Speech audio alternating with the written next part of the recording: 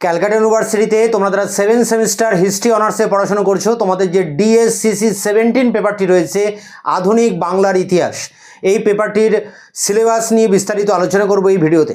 তো দেখো, এই ডিএসসিসি 17 পেপারটির নাম বাংলার ইতিহাস, হিস্ট্রি অফ বেঙ্গল, 1757 থেকে 1905 সাল পর্যন্ত। 1757 সালে পলাশির যুদ্ধ হয় আর 1905 সালে বঙ্গভঙ্গ হয়। তা এই পলাশির যুদ্ধ থেকে বঙ্গভঙ্গ পর্যন্ত এই 150 বছরের ইতিহাস রয়েছে তোমাদের এই হিস্ট্রি অফ বেঙ্গল অর্থাৎ ডিএসসিসি 17 পেপারটিতে। তো এই পেপারটিতে 5টি ইউনিট আছে, ইউনিট বা module, module 1, module 2, module 3, module 4 এবং মডিউল 5। এই 5টি মডিউল থেকেই তোমাদের প্রশ্ন আসবে পরীক্ষায়, এবং এই 5টি মডিউল যদি তোমরা একটু ভালো করে বোঝো তাহলে তোমরা সিলেবাসটা সম্পর্কে একটা স্বচ্ছ ধারণা করতে পারবে। তা দেখো, 1757 পলাশির যুদ্ধের পর 1905 সাল পর্যন্ত ভারতের ইতিহাসের, বিশেষ করে বাংলাদেশের ইতিহাসের যে ঘটনাগুলো ঘটে পরপর যদি তোমরা একটু স্মরণ করো তাহলেই কিন্তু সিলেবাসটা বুঝতে পারবে। তা দেখো, প্রথমে 1757 সালে কি হচ্ছে, ইউনিট 1-এ নবাবের অধীনে বাংলা, অর্থাৎ বাংলাদেশে আমরা জানি সেই মুর্শিদ কুলির সময় থেকে বাংলাদেশে স্বাধীন নবাবির উত্থান হয়। মুর্শিদ কুলিকার পর আলীবর্দী খাঁ, এরপরে আসছে সিরাজদৌল্লা।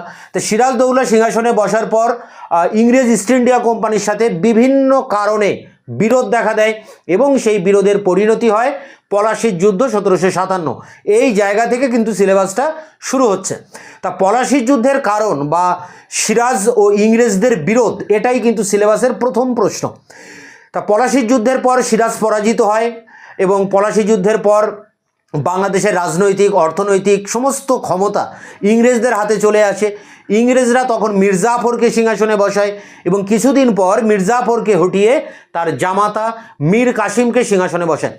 মীর কাসিমের সাথেও কিন্তু ইংরেজদের বিভিন্ন কারণে মনোমালিন্য তৈরি হয়, যার ফলশ্রুতি বক্সারের যুদ্ধ।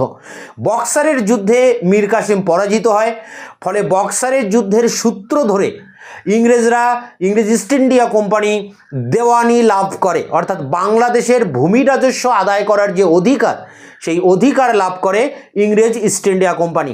এই পর্যন্ত কিন্তু রয়েছে ইউনিট 1-এ নবাবের অধীনে বাংলা। সেখানে পলাশির যুদ্ধের কারণ, ইংরেজ এবং সিরাজের বিরোধের কারণ, বক্সারের যুদ্ধ, দেওয়ানি লাভের গুরুত্ব এবং ইংরেজ ইস্ট ইন্ডিয়া কোম্পানির কিভাবে উত্থান হলো বাংলাদেশকে কেন্দ্র করে, সেই সমস্ত দিক নিয়ে রয়েছে ইউনিট 1-এ। ইউনিট 2-তে কি আছে, ঔপনিবেশিক অর্থনীতি, কৃষি, শিল্প, বাণিজ্য। প্রথম ইউনিটের সাথে কিন্তু রিলেটেড দ্বিতীয় ইউনিট। প্রথম ইউনিটে আমরা কি দেখছি, যে ইংরেজরা দেওয়ানি লাভ করছে। দেওয়ানি অর্থাৎ ভূমি রাজস্ব আদায় করার অধিকার। তা বাংলাদেশে ভূমি রাজস্ব আদায় করা হবে কোন পদ্ধতিতে? তখন যে গভর্নর জেনারেল ছিলেন ওয়ারেন হেস্টিংস, তিনি ভূমি রাজস্ব আদায় করার ক্ষেত্রে নানা রকম পরীক্ষা নিরীক্ষা শুরু করেন। এটাও একটা প্রশ্ন যে হেস্টিংসের ভূমি রাজস্ব নীতি। তা প্রথমে 1 সালা বন্দোবস্ত, 5 সালা বন্দোবস্ত, 10 সালা বন্দোবস্ত, এগুলো তিনি চালু করেন এবং 1793-তে কর্নওয়ালিস চালু করেন বাংলা, বিহার, উড়িষ্যায় চিরস্থায়ী বন্দোবস্ত। এই চিরস্থায়ী বন্দোবস্ত একটা বড় প্রশ্ন, এখান থেকেও প্রশ্ন আসবে। তা এগুলো নিয়ে হচ্ছে কৃষি। আবার কৃষির ক্ষেত্রে কি হচ্ছে, এই সময়ে দেখা দিচ্ছে যে কৃষির বাণিজ্যিকীকরণ, অর্থাৎ প্রথাগত যে ধান, গম এগুলো চাষের বদলে কিছু বাণিজ্যিক শস্য এই সময় চাষ শুরু হয়। নীল চাষ, পাট চাষ, চা, কফি, বাগিচা, শিল্প, এগুলো কিন্তু ইংরেজদের হাত ধরে এগুলোর সূচনা হচ্ছে। এই সমস্ত ফসলের চাষ অর্থাৎ কৃষি পণ্যের একটা বাণিজ্যিকীকরণ হচ্ছে, এটা আমাদেরকে এখানে জানতে হবে। শিল্প, দেখো পলাশির যুদ্ধের পর, মানে পলাশির যুদ্ধের পরে ইংরেজরা লুণ্ঠন করে, যাকে আমরা বলি পলাশির লুণ্ঠন, এবং বাংলাদেশে তারা ডুয়াল গভর্নমেন্ট অর্থাৎ দ্বৈত শাসন শুরু করে। একদিকে নবাবের শাসন, অন্যদিকে ইংরেজদের শাসন। এই দুই শাসনের মাঝে পড়ে সাধারণ মানুষের নাভিশ্বাস হয়ে উঠেছিল, তারা সর্বশান্ত হয়ে পড়ে এবং দেখা দেয় 76-এর মনমন্থর, এগুলো আমাদেরকে পড়তে হবে। আবার বাংলাদেশ থেকে যে প্রচুর পরিমাণে সম্পদ, ধনসম্পদ লুট করে ইংল্যান্ডে পাঠানো হয়েছিল, যাকে আমরা বলি সম্পদের বহির্গমন বা সম্পদের নির্গমন, এটাও একটা বড় প্রশ্ন। এই সম্পদের নির্গমনের ফলে বাংলাদেশে দুর্ভিক্ষ দেখা দিচ্ছে, দুর্ভিক্ষের উপরে 76-এর মনমন্থর একটি প্রশ্ন। এবং এই ৭৬-এর মনমন্থরের পরে এই দ্বৈত শাসন ব্যবস্থার অবসান ঘটছে। তাই ডুয়াল গভর্নমেন্ট বা এই দ্বৈত শাসন ব্যবস্থা কি সেটা আমাদেরকে জানতে হবে। আবার ইংরেজরা এই সময়ে বাংলাদেশে ব্যক্তিগত যে বাণিজ্য, প্রাইভেট ট্রেড, সেই ব্যক্তিগত বাণিজ্য বৃদ্ধি করে, রমিয়ে চলে ব্যক্তিগত বাণিজ্য। ফলে বাংলার নবাবের যে শুল্ক, সেই শুল্কের ঘাটতি দেখা দেয়। শুল্ক ফাঁকি দিয়ে ইংরেজরা এই সমস্ত ব্যবসা বাণিজ্য করতে থাকে এবং এখানে এই ব্রিটিশ ইস্ট ইন্ডিয়া কোম্পানিকে রেগুলেট করার জন্য ইংল্যান্ড থেকে তাদের উপরে রেগুলেটিং অ্যাক্ট চাপানো হয় ১৭৭৩-এ এবং ১৭৮৪ সালে গিয়ে পিটের ভারত শাসন আইন হয়। এগুলো কোম্পানিকে নিয়ন্ত্রণ করার জন্য ব্রিটিশ পার্লামেন্ট এগুলো করেছিল। তা আমাদেরকে এই সমস্ত কিছু কিন্তু এখানে পড়তে হচ্ছে। শিল্প, তা সম্পদের বহির্গমনের ফলে ইংল্যান্ডে সেই টাকা, হিউজ পরিমাণ টাকা যখন ইংল্যান্ডে যাচ্ছে তখন সেখানে শিল্প বিপ্লব হচ্ছে। রজনীপম দত্ত তার ইন্ডিয়া টুডে গ্রন্থে বলছেন যে বাংলার টাকা ইংল্যান্ডে গিয়ে সেই টাকা দিয়ে ইংল্যান্ডে কলকারখানা তৈরি হয়, ইংল্যান্ডে শিল্প বিপ্লব হয় এবং সেই শিল্প বিপ্লবজাত পণ্য সামগ্রী আবার বাংলাদেশে এসে সেখানে সস্তায় সেগুলো বিক্রি করা হতে থাকে। ফলে বাংলার যে কুটির শিল্প, তাঁত শিল্প, সেগুলো ধ্বংস হয়ে যায়, কুটির শিল্পের ধ্বংস হয়, অর্থাৎ অবশিল্পায়ন ঘটে। এই অবশিল্পায়ন কিন্তু একটা বড় প্রশ্ন, এই শিল্পের ক্ষেত্রে অবশিল্পায়ন দেখা দেয়। আবার এদেশে বিশেষ করে পূর্ববঙ্গের ক্ষেত্রে বা পূর্ব বাংলায় বা ভারতের পূর্ব ভারতের কথা বলতে পারি, তা পূর্ব ভারতে ব্রিটিশ যারা ধনী বণিক শ্রেণী, যারা বুর্জুয়া পুঁজিপতি শ্রেণী, তারা বিভিন্ন ক্ষেত্রে শিল্প বিনিয়োগ করে, কলকারখানা গড়ে তোলে। যেমন পাট শিল্পের কথা বলা যায়, এগুলো তৈরি হয়। পূর্ব ভারতে কিন্তু শিল্প গড়ে ওঠে, সেই তুলনায় পশ্চিম ভারতে অর্থাৎ মহারাষ্ট্র, বোম্বাই, গুজরাটে কিন্তু সেইভাবে শিল্প গড়ে ওঠেনি। সেখানে ভারতীয়দের উদ্যোগ ছিল, কিন্তু পূর্ব ভারতে ছিল ব্রিটিশদের উদ্যোগ। তা শিল্পের ক্ষেত্রে এই সমস্ত দিক, পূর্ব ভারতের শিল্প পশ্চিম ভারতের শিল্পের মধ্যে তুলনা, আবার এখানে যে অবশিল্পায়ন ঘটছে ইংরেজদের হাত ধরে, সেই অবশিল্পায়ন, সব কিছু নিয়ে এই শিল্পের চ্যাপ্টারে আমাদেরকে জানতে হবে। কৃষি, শিল্প, বাণিজ্য। বাণিজ্য বলতে এখানে যে ব্যক্তিগত বাণিজ্যের কথা বলা হচ্ছে, অর্থাৎ ১ এবং ২ ইউনিটে আমরা কি দেখছি?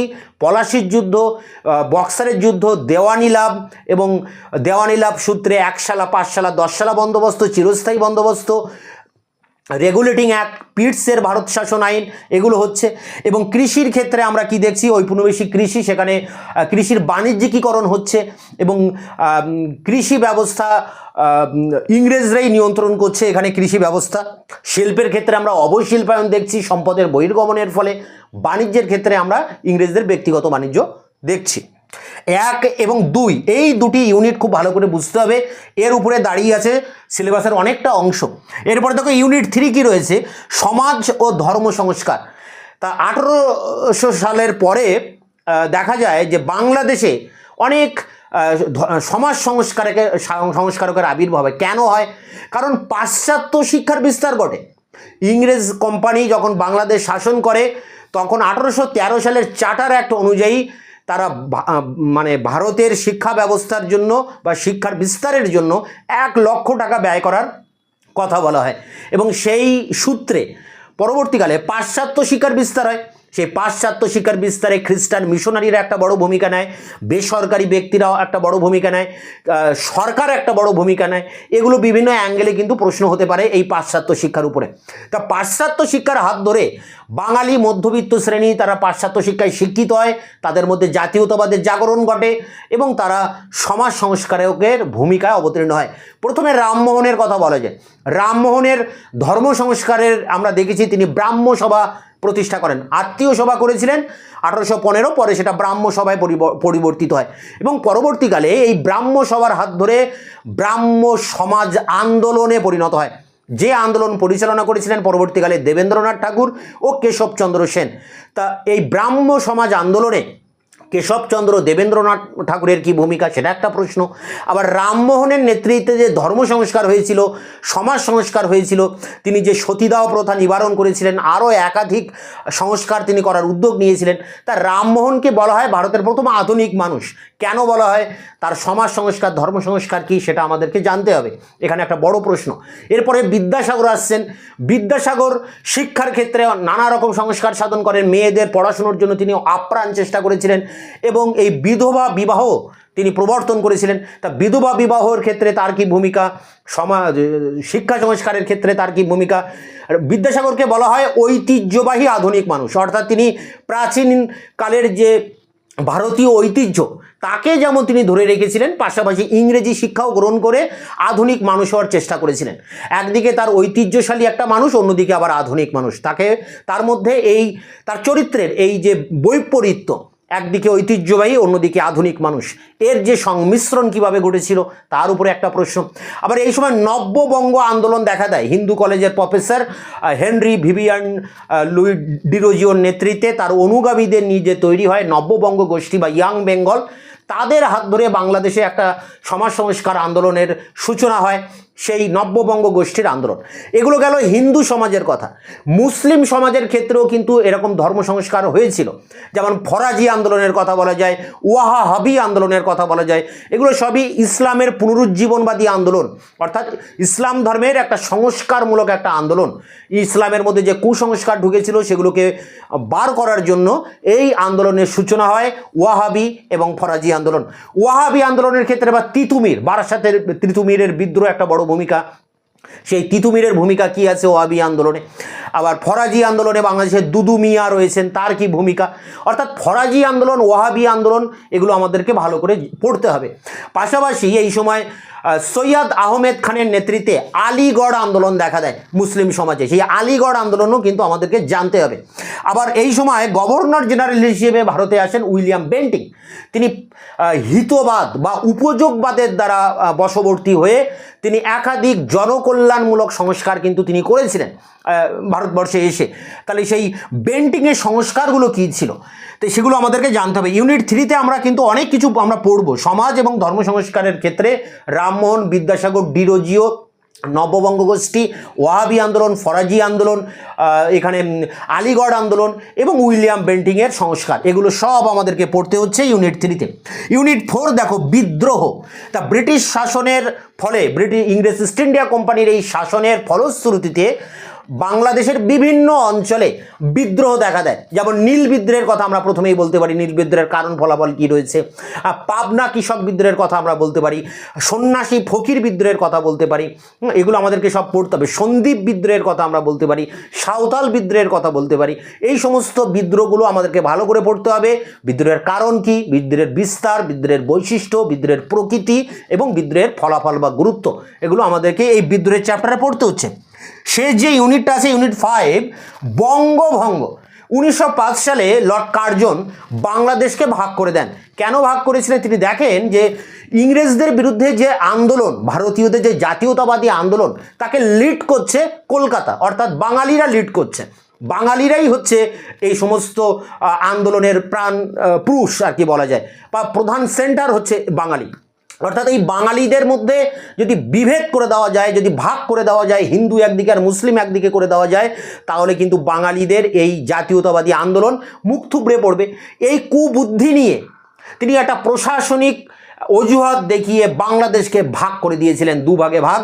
পরবর্তীতে কি হয়, এই বাংলা ভাগের ফলে বঙ্গভঙ্গ বিরোধী আন্দোলন শুরু হয়, স্বদেশী বয়কট আন্দোলন শুরু হয়, যেটা আমরা এর পরের আবার যে পেপারটি রয়েছে DS 18, সেই পেপার থেকে কিন্তু আবার এই জায়গা থেকেই শুরু হচ্ছে স্বদেশী বঙ্গভঙ্গ বিরোধী স্বদেশী আন্দোলন থেকে। তা আমাদের এখানে DS 17 পেপার, যেটা বাংলার ইতিহাস 1757 থেকে 1905, সেটা শেষ হচ্ছে 1905-এর বঙ্গভঙ্গ করার মধ্য দিয়ে এবং শুরু হচ্ছে পলাশির যুদ্ধের ভিতর দিয়ে। তো এই 5টি ইউনিট আমাদেরকে খুব ভালো করে জানতে হবে।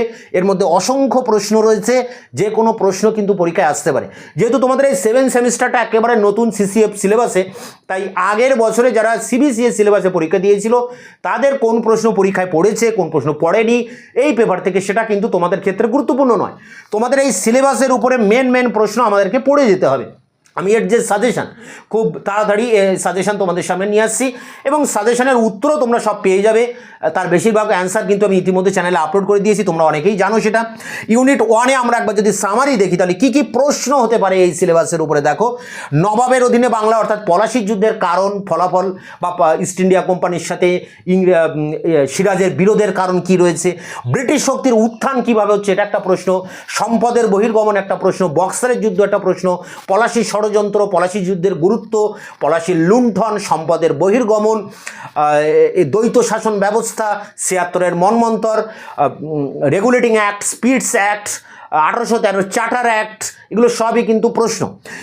ঔপনিবেশিক অর্থনীতির ক্ষেত্রে, কৃষির ক্ষেত্রে আমরা দেখব যে হেস্টিংসের ভূমি রাজস্ব নীতি, লর্ড কর্নওয়ালিসের চিরস্থায়ী বন্দোবস্ত, শিল্পের ক্ষেত্রে অবশিল্পায়ন দেখব, বাণিজ্যের ক্ষেত্রে ব্যক্তিগত বাণিজ্য, এখানে সমাজ এবং ধর্ম সংস্কারের ক্ষেত্রে রামমোহন, বিদ্যাসাগর, ডিরোজিও, ওয়াহাবি, ফরাজি এবং আলিগড় আন্দোলন, এগুলো আমাদেরকে জানতে হবে। উইলিয়াম বেন্টিংয়ের সংস্কার, এগুলো সব এক একটা ২০ নাম্বারের প্রশ্ন।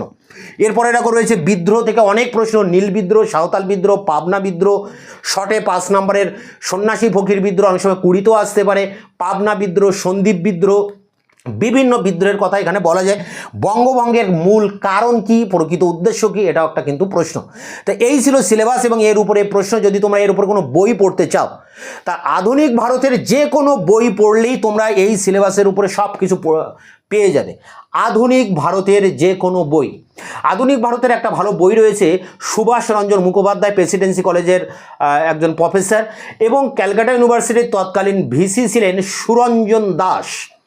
সুরঞ্জন দাস ছিলেন আমার স্যার। আমি যখন MA পড়তাম ক্যালকাটা ইউনিভার্সিটিতে মডার্ন হিস্ট্রি ডিপার্টমেন্টে, তখন এই সুরঞ্জন দাস পড়াতেন। উনি আমার স্যার ছিলেন, ৩ বছর ওনার কাছে পড়েছি। ওনারই লেখা এক খুব ভালো বই আধুনিক ভারতের ইতিহাস, সুরঞ্জন দাস এবং প্রেসিডেন্সি কলেজের প্রফেসর সুভাষ রঞ্জন মুখোপাধ্যায়, এই দুজন ব্যক্তি এবং আরও একজন রয়েছেন। তো এই ৩ জনের লেখা বই আধুনিক ভারতের ইতিহাস যদি তোমরা ফলো করো, তাহলে এই টোটালটা সবই পেয়ে যাবে বইয়ের মধ্যে। আলাদা করে স্পেসিফিকলি বাংলার উপরে কোনো বই আলাদা করে সেভাবে নেই বা পড়ারও প্রয়োজন নেই। এই পেপারটা তোমরা আধুনিক ভারত থেকে পড়ে নেবে। এখন এইটা গেল সিলেবাস। দেখো তোমাদের যে DS-16 যে পেপারটি রয়েছে, যেটা আধুনিক জাপানের ইতিহাস, সেই জাপানের ইতিহাসের উপরে সিলেবাস নিয়ে আমি এরকম বিস্তারিত আলোচনা করেছি, সাজেশান দিয়েছি, এবং সাজেশানের 20 এবং 5 নম্বরের সমস্ত প্রশ্নের উত্তর চ্যানেলে দেওয়া হয়ে গেছে। অর্থাৎ DS-16 পেপার পুরোপুরিভাবে পড়ানো কমপ্লিট। এখন এই 17 পেপারের সাজেশান নিয়ে আসছি খুব দ্রুত, এবং সাজেশানের অনেক প্রশ্নের অ্যান্সার দেওয়া আছে। যে 2-1টি প্রশ্নের অ্যান্সার দেওয়া নেই, আগামী 1 মাসের মধ্যে সমস্ত অ্যান্সার তোমাদের সামনে নিয়ে আসবো। তাই এই ছিল সিলেবাস। আমি এর পরের ভিডিওতে নিয়ে আসবো এই পেপারের সাজেশান।